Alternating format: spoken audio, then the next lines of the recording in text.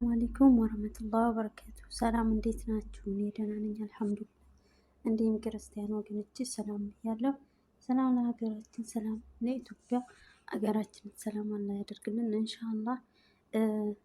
ዛሬ ማስተር አብነት እስቲ ወደ ሰርጀሪ ልገባ ነው ብሏል። ዱዓ አድርጉልኝ፣ በዱዓ አትርሱት፣ አትዘናጉ። እውነት ሁላችሁም በየሃይማኖታችን ዱዓ እናደርግለት ያ ረብ። አላህ ሱብሃነሁ ወተዓላ እንደው በሰላም አጠናቆ ለልጆቹ ለሀገር እናት ሀገሩ በሰላም ይመለስልን ያ ረብ። እና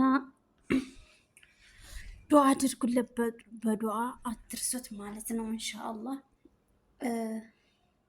እና አላህ ሱብሃነሁ ወተዓላ ለሀገሩ ለልጆቹ አላህ በሰላም ያምጣው።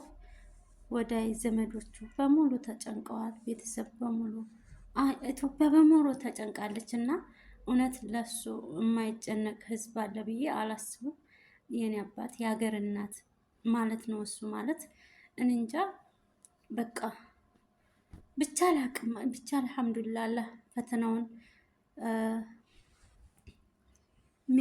ፈተና የማይፈተን የለም። በበሽታም ሆነ በችግርም ሆነ የማይፈተን የለም። ይሄ የአላህ ትእዛዝ ነው እና አላህ ሱብሃነሁ ወተዓላ ደግሞ በሰላም አጠናቆ ለሀገሩ ሙሉ ጤናውን ተመልሶለት አላህ ይመልሰው ያ ረብ። ዱዓ አድርጉለት ኢንሻአላህ። ሁላችሁም ዱዓ አድርጉለት እና ይሄንን እስቲ ቪዲዮውን ጋብዛችኋለሁ። አሰላሙ አለይኩም ወራህመቱላሂ ወበረካቱ። ዱዓ አድርጉለት። አሁን ወደ ሰርጀሪ ክፍል ሊገባ ነው።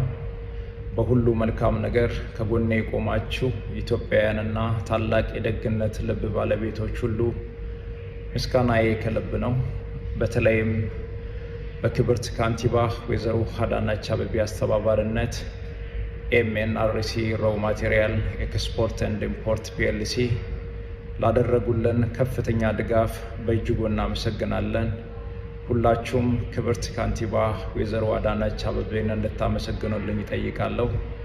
ስማችሁ እዚህ ያልተጠቀሰ የጭንቅ ቀን ወዳጆቼ ሕክምናዬን እንደጨረስኩ በታላቅ ምስጋና ፕሮግራም እንደምንገናኝ እምነቴ ሙሉ ነው። ደጉ የአገሬ ሕዝብ አሁንም በጸሎታችሁ አትርሱኝ።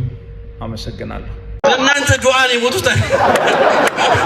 በወቅቱ የነበሩት ጠቅላይ ሚኒስትር መለስ ሲሞቱ የእስር ቤቱ የምርመራ ክፍል ኃላፊው አሁን ኮማንደር ረታ ምሽት 6 ሰዓት ላይ ያስጠራኝና ጥቁር ሹራብና ጥቁር ስካርፕ ለብሷልና ሰማህ አለኝ። ምኑን?